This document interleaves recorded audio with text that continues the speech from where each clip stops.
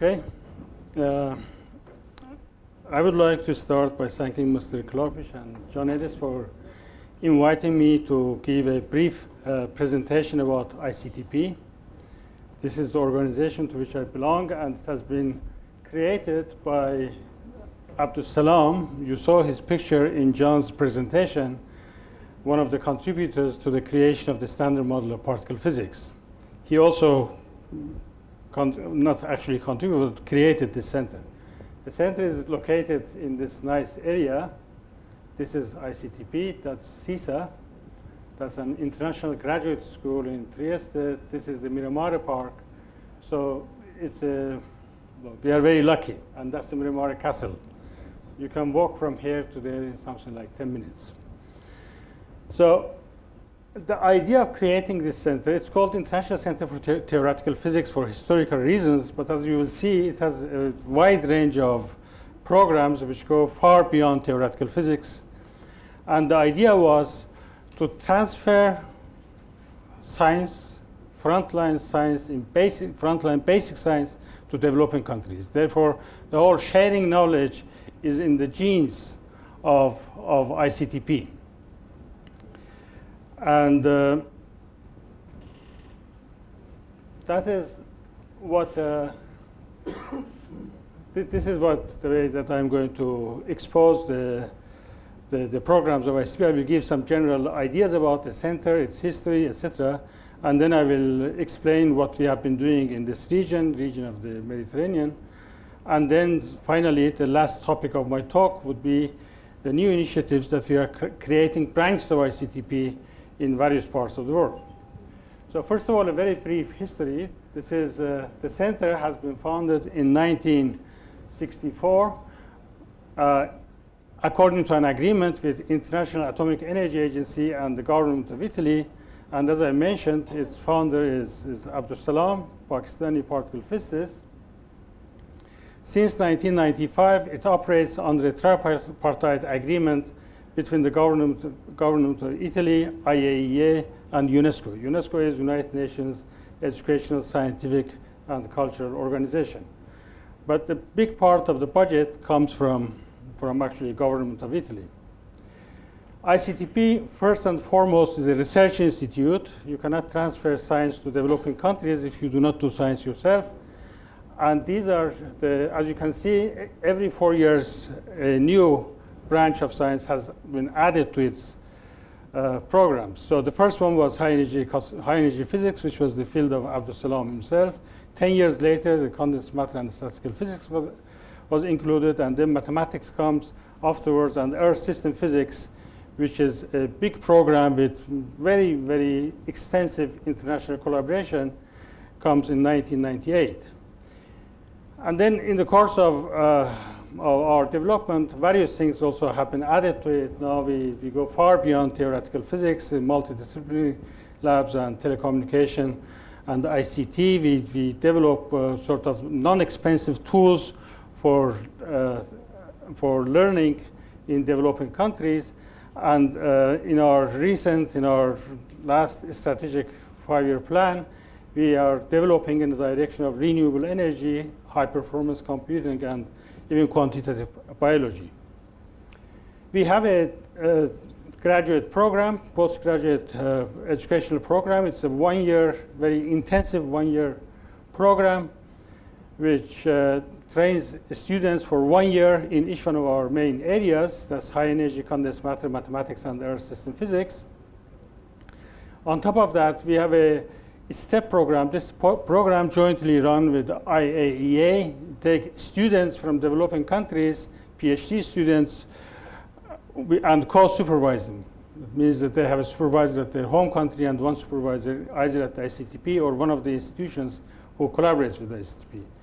And since 2005 and 2011, we have a joint PhD program with the University of Trieste, and since 2011, we have a program with CISA. CISA, as I said, is an international graduate school which gives only postgraduate school which gives only PhD degrees. It's one of the two top institutions in Italy, together with Scuola Normale di Pisa. And then we have also a program on complex systems, so I can run over this. We do not have statistics for the first 6 years of ICTP's running, but since 1970 up to 2012, we had around 130,000 visits from 188 countries. These visits can last from few days up to 3 years. So that number, if you count it in terms of man days, will be a very large number of days or months. And so this is some statistics. I do not know if you can read the numbers below. You see that a big share of these visits naturally come from Western Europe. ICTP is located in Italy, and it's accessible to, more easily accessible to Europeans. And then Eastern Europe comes second, and then the rest Middle Eastern and other countries. So one of the original ideas of Salam was to fight brain drain. This we do in the framework of several programs. The oldest ones are associate program and programs at ICTP and developing countries. So associate programs is that we select senior scientists from developing countries and make them associates of ICTP. They can come to ICTP for a period from 3 to 6 years, each time for 3 months visit. All their expenses, of course, are covered by the ICTP. And in this way, they keep in touch with scientists active in the field of their research. ICTP organizes a large number of activities. I will show it in the next transparencies. Conferences, workshops, and the schools. This is also going since 1964. We have a program of training in Italian labs. This is scientists that we select jointly with some Italian labs. This could be industrial labs who are also financed jointly with ICTP and the host institute, and locate them in various Italian laboratories. And this again can last from 3-4 months up to 3 years. What happens is that usually people develop collaborative links, and then they keep coming and then send their students and all that. So this is a very successful program, which we were lucky that has been financed since 1983. We have an Office of External Activities, which I will mention a few things about it. And also, ICTP hosts the TWAS, that's the third, it used to be called Third World Academy of Sciences. Now it has changed its name, but it's still called TWAS. It was created also by Abdus Salam, the same person who created ICTP. Then International Academic Panel since 1993, and the Organization for Women in Science in Developing Countries. So these are also hosted in Trieste. So this is a page on the ICTP programs. We organize around 90 activities every year. That means schools which can run up to 6 weeks, or conferences which could be only for a few days, 3-4 days. 60 of them are organized, roughly 60 of them are organized at the ICTP. Around 25 of them are hosted activities at the ICTP. IAEA is one of our sponsors, so we organize, for instance, activities for IAEA, but not only. We host actually activities on medical physics, for example, and other topics. And 15 of them we organize in developing countries. Roughly around 15 of them we organize in developing countries in various parts of the world. And we collaborate with them in the organization of them and also funding of them. So in addition to the main areas I mentioned, there are, in all these areas, we have conference and the schools, medical physics, optics, nanophysics, plasma physics, electronics, and of course, even teacher training. We had maybe 2 so far, and it was quite successful. So ICTP is quite active in Africa. Around 4,300 visitors since 1970 have participated in ICTP's programs. Here you can see the countries which have used, African countries which have used ICTP more than others. Nigeria and Egypt come on top, and then Algeria and Morocco come almost the same, and then there are other countries. There are plenty of ICTP programs in Africa that I don't have time now to go through. This is what the Office of External Activities of ICTP do. They have, we have affiliate centers, 7 of them at the moment in various places. There are projects that we fund. These are in 2012 only. The numbers that I give them are only for 2012. And we have funded in 2012 73 scientific activities in developing countries. So one very good program that ICTP sponsors is this expatriate scientists living in advanced countries. ICTP covers their expenses provided they go and spend some time in their home country or one of the developing countries. This is the visiting scholarship program. This is the way that ICTP finances are spent. Roughly 38% of it is spent in Asia, 32% in Africa, and 19% in Latin America, 5% for European participants, and 6% in Middle East. I must mention that despite the fact that the number of European participants is almost 1/2 of the participants from the rest of the world, ICTP does not contribute to cover their financial costs. So they come with their own resources. So ICTP's resources, financial resources, are spent only for developing countries, or mostly for developing countries. This picture summarizes a lot of information about the structure of ICTP. The number of permanent scientific staff is very small. It's only 13. That's the total number of permanent scientific staff of ICTP in all areas. We have around 100 postdocs at every moment. Every day, roughly, there are 400 visitors passing through ICTP. These are the scientists who come there for various scientific activities. And in a year, it ranges between 4,000 and 6,000 or 7,000, depending on the year.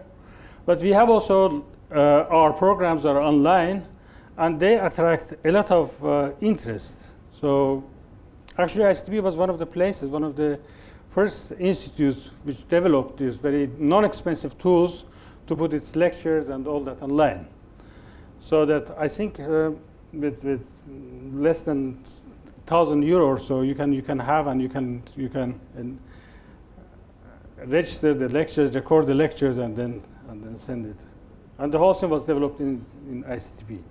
So this is ICTP online, and these red dots are the hits on the ICTP webpage from various parts of the world to look at to follow the lectures and all that.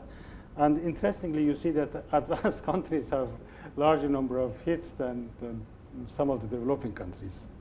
But that indicates the distribution of how it works.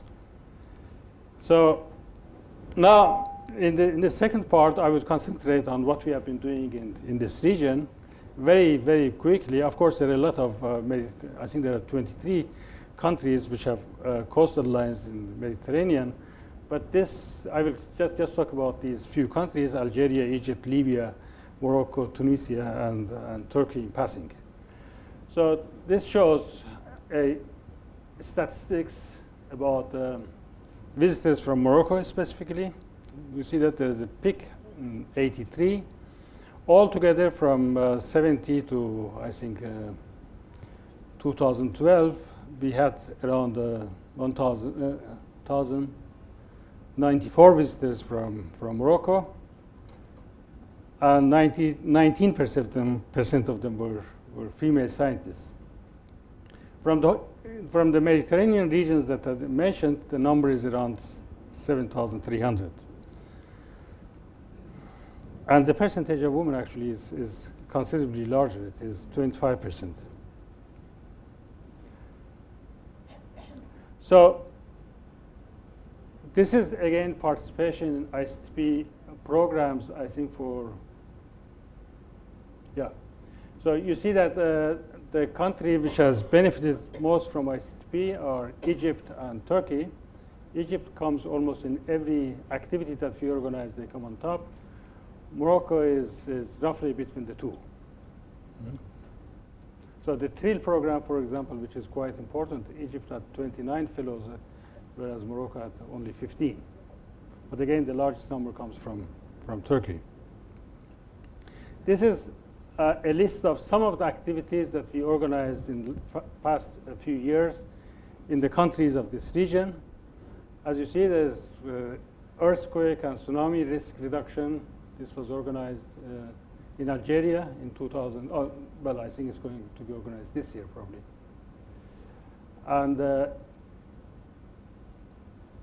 And various other things. In fact, interestingly, in this list, I do not see theoretical physics. So there is no high energy physics here, but we also organize, of course, on, well, there's one in mathematics in Egypt in 2007. So this table shows the number of participants from this region. Italy, for obvious reasons, is on top of the table. And France comes second. Then there is Egypt, Turkey, Spain. Morocco comes always comparable to Algeria, but always below Egypt in terms of the number of participants. So just to summarize this part of my presentation, ICTP's impact is much bigger than numbers. One reason is that the approach is holistic and it's sustainable. Sustainable in the sense that people who participate in our activities, then their students also continue to participate in our activities. And this creates a chain of people who the tradition passes on from one generation to others. So that's quite important. It's global. This global aspect of it is also, historically also it's important. During the Cold War, ICTP was one of the places where scientists from Soviet bloc could come and interact with their colleagues from other parts of the world. It happens also now. The countries who are in political conflict with each other, their scientists actually come to ICTP and end up writing papers together also. The research, the emphasis is for the research to be at the highest level, also for training. Activities in and outside Trieste in developing countries. But the problem is that science is growing very fast. ICTP is small. Our resources are small. Therefore, we are not what we are doing is not sufficient. So that takes me to the other part of the third part, final part of my presentation. We decided to have branches of ICTP in various parts of the world in order to transfer the experience of half a century of sharing knowledge. The first place actually we started doing it was Rabat, was here. So we created a center called the Center for Physics and Mathematics in 2010, together with the Atomic Energy Organization of Morocco and the Ministry of Science and Research of Morocco. So this agreement essentially finished its period. The director of this institute, Professor Saidi, who is in the audience, he did a number of very good work, a number of good activities he organized, despite the fact that our partners actually did not fulfill fully their commitments. Now, when I was here, we benefited from this visit, and 2 days